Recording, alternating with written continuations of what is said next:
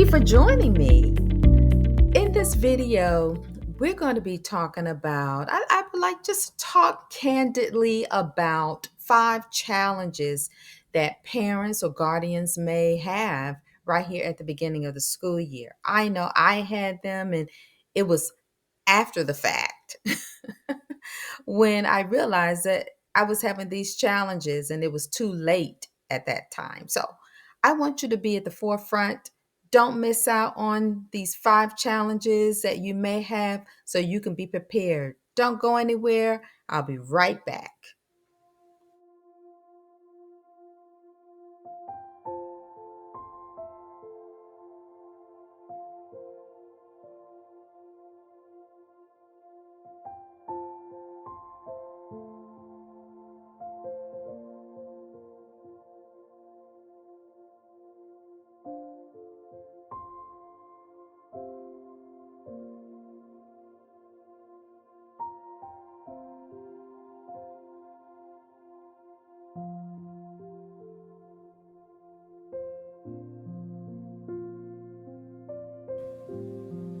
Challenge number one.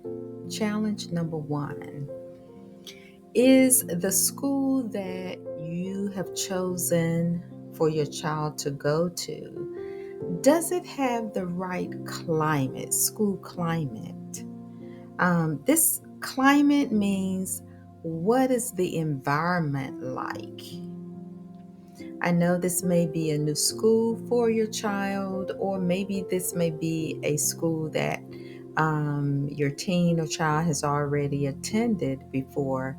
But if it's a new school, or maybe if it's a school that they're returning to, were you pleased with the school climate as far as a sense of belonging there? Did everyone feel as though, did your child feel as though that they were treated fairly there? How are the teachers there? Did they seem as though they were helpful? Will they be helpful for your child? I know this is something that you may not know right up front, but please be mindful of the climate of your school. What are the policies of that school? Are they similar to what your values and your beliefs are? I know sometimes as school goes on and we don't read the handbook, and we realize that, oh, my child isn't supposed to wear this, or no, my child isn't supposed to bring this to school. And so be mindful of the school's policies. Another thing is the disciplinary um, policy there. And I'm going to touch back on the disciplinary policies in another video because I think that deserves a video of its own. But what are the disciplinary policies? So please be mindful of that. I know you may feel like, oh, I won't have that. I won't have that problem with my teen or with my child, but someone else may impose someone else's child may impose on your child, and therefore you want to be aware of the disciplinary policies in the school. How is the communication? How will the communication be disseminated? Is it through email? Is it through text? Have you plugged into the text messaging? Making sure that um, there is a line of communication between you and the teacher, you and the principal, if if needed.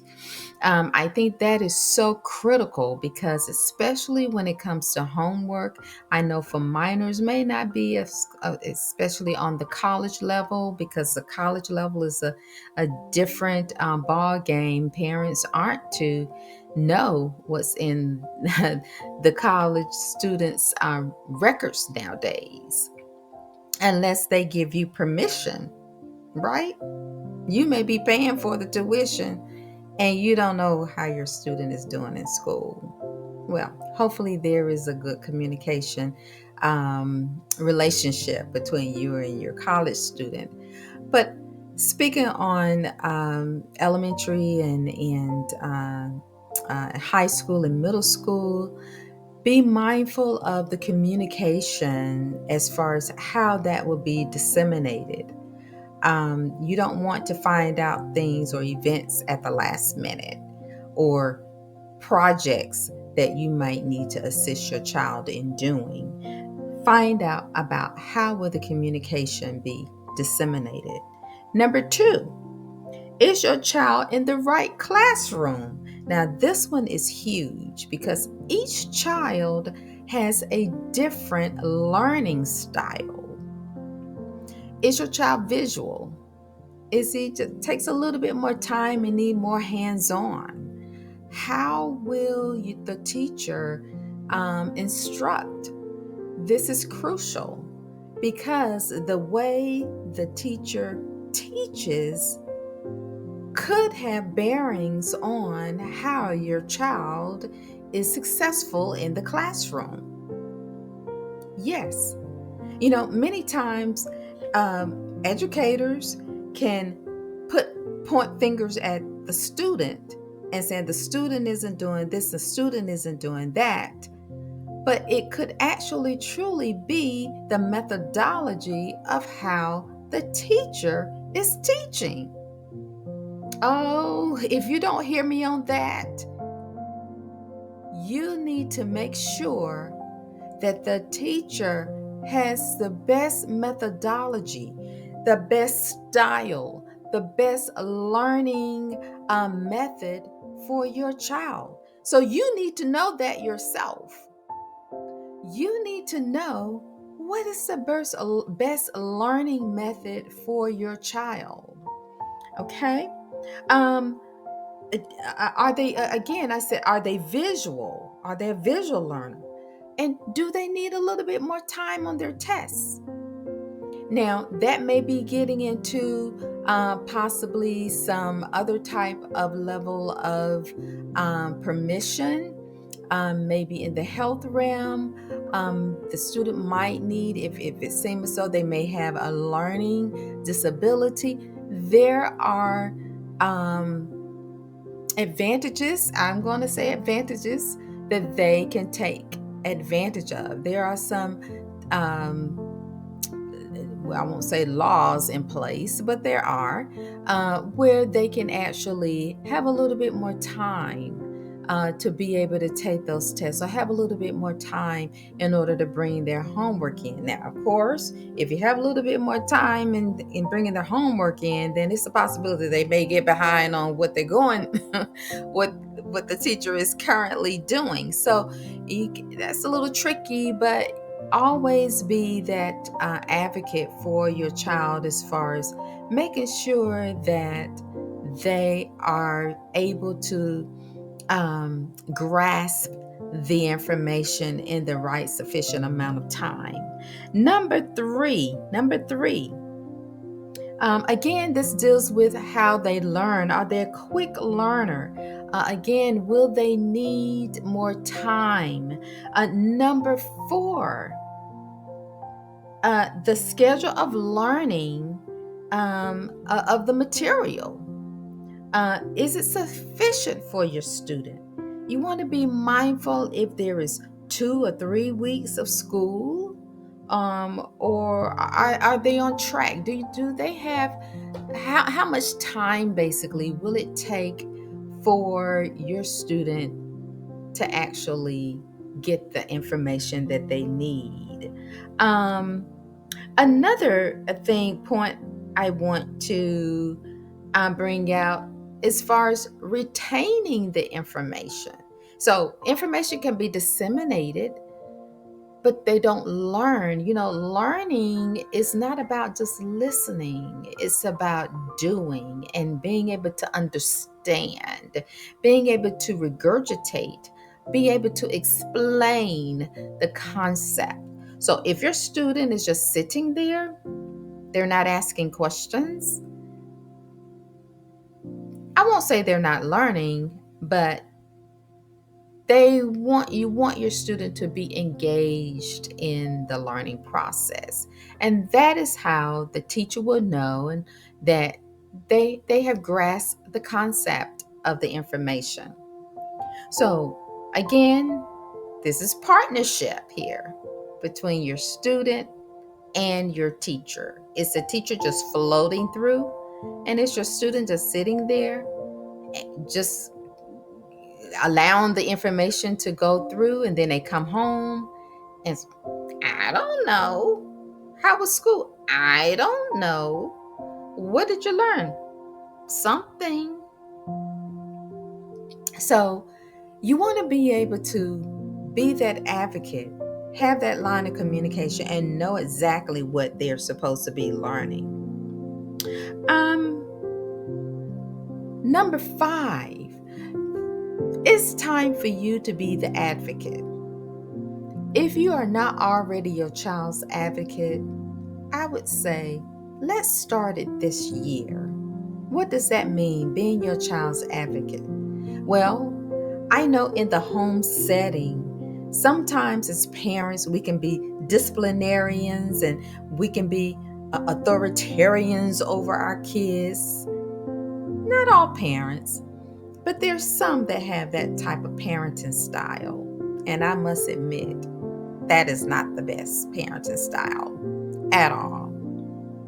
What we want to do is the same as we are on the outside of the home, hopefully that we are loving and kind and compassionate and willing to listen. That's the way we want to be on the inside of the home. And therefore, the student, your child, needs to know that you are their advocate. They need to know that my parents, my mom, my dad, my auntie, my grandmother, they have my back. They have my back. And what does that mean? It means that if something goes wrong, even if your child might be in the wrong, disseminate, get all of the information first. One thing I just despise, I will say that. One thing I despise is that parents will just start getting on the child in front of the teacher. Well, why didn't you do this? Or why didn't you do that? She said it. No, stop. Stop that. Stop that. What we want to do is listen to your child, listen to your student, listen to the teacher. Put 2 and 2 together. See what's not been said. Listen to hear what is not being said. You want to make sure that your student knows that you are their advocate. Because guess what? If something does go wrong and they feel as though you won't care or they may get in trouble, you're closing the line of communication with them. You are closing the line of communication with them. And that's something that you don't want to do. Also, within our number 5, we want to make sure that you remain at peace. Yes, you want to make sure that you're remaining at peace throughout the year. Things will happen unexpectedly, but you want to remember that you want to stop, gather all of the information, listen, and then decide, make a decision between the teacher and your student. If you fail to be involved in communicating with your student and your teacher, you will not know what's truth and what's error. That's part of decision making and making sure that you understand that your child probably doing the best they can. But again, number one, that you are their advocate. You are meeting with the teacher, not at just teachers' conferences. You're not waiting until the teacher conference comes around. No, we want to always have that line of communication with the teacher. Again, not just at the programs, not just at the teachers' conferences, on an ongoing basis. No, well, I was going to say, yeah, for some you might be getting on their nerves. But guess what? I believe they would appreciate you being involved with your student's life. And I know statistics shows that when we as parents are involved in our children's lives at school and communicate with the teacher, they actually see us. When they see you involved with the teacher and having that relationship with them, guess what? They know, oh, they have my best interests at heart. And I know both of them are supporting me.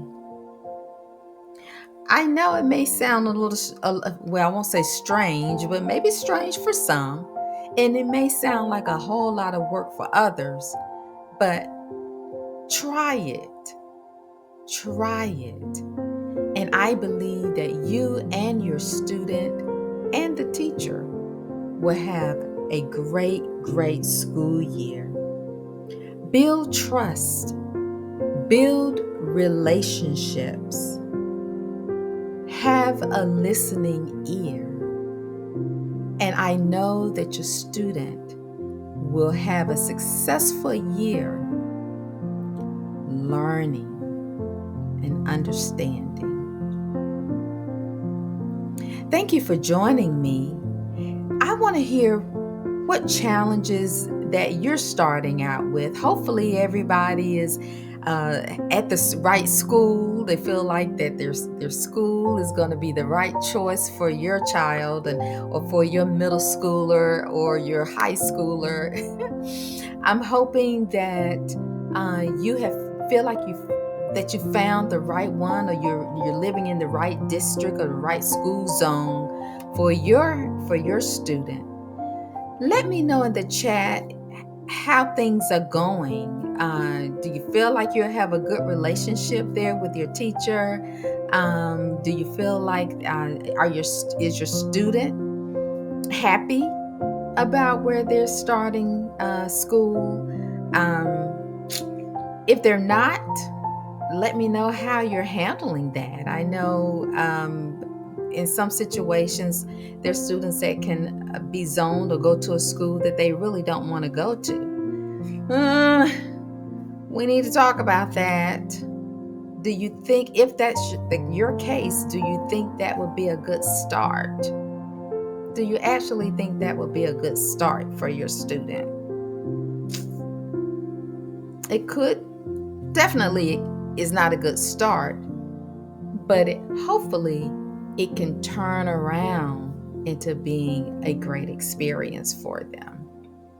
I wanted to start out with this topic because I know when my son was in elementary, middle school, and all, those were some of the things that were challenges as far as the communication. And I know this not the first year, may not be the first year that your student is going back to school, but I just want you to remember these challenges as far as communication. Be an advocate for your student, and make sure that they know that you are right there for them. Have a pleasant disposition for them, loving, kind, and supportive, even when they're not on the right path, because they always need your support. Let me hear from you. Let me know how things are going for you starting out this school year, and I will be responding. And thank you so much. And we'll be talking about another big issue on our next time together. Take care, and thank you for joining me. And I'll see you the next time.